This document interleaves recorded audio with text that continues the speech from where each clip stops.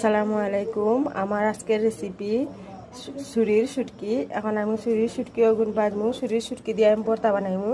এখন আমি একটা কড়াইয়ের মাঝে ছুরির শুটকি বাজি লাইমু কত সময়।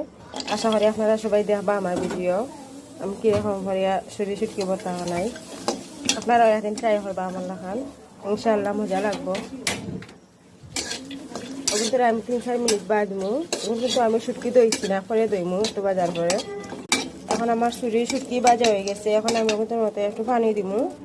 ওটার মাঝে ছুরির মাঝে যদি কোনো ধুলাবালি থাকে তাহলে পানির মাঝে যাইব গিয়া, ময়লা ওলা সব পানি যাইব গিয়া, পরে আমি পরা করে পরিষ্কার করে লাইমু। এখন আমার শুটকি সিদ্ধ হয়ে গেছে। এখন তোরা অফ করিয়া বালা করে পরিষ্কার করে দই লাইমু ভিতরে। এখন আমার শুটকি পরিষ্কার করা শেষ। এখন ওখান থেকে আমি জুড়ি হরমু। আর পেঁয়াজ রসুন মরিচ যেটা তা লাগবো কিন্তু আমি রেডি হরমু জিরো করা শেষে। পরে সব রকম মশলা দিয়ে এখন করে আমি ভাজবো। এখনও কিন্তু আমি তেলও বাজি লাগবো, একটু লাল হইয়া বাজবো, প্রায় 3-4 মিনিট বাজবো বলতে তেলও।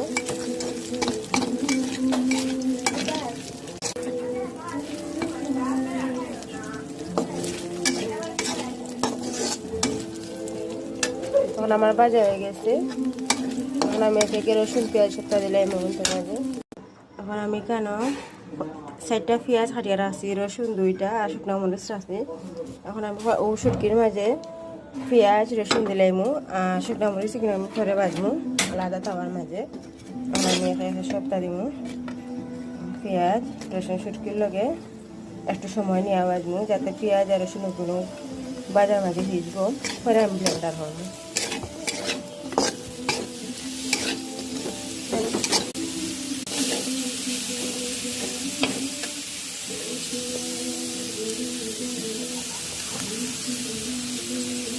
এখন আমি সরিষার তেল দিলাম। সরিষার তেল দিলে সব রকমের বটা মজা হয়।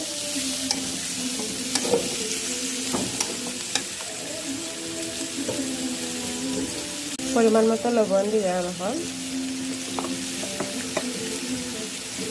এখন আমার মশলা লাল করিয়া বাজা হয়ে গেছে। এখন পুরা ঠান্ডা করিয়া ব্লেন্ড করবো। এখন ওগুলো আমি ব্লেন্ড করবো ব্লেন্ডার।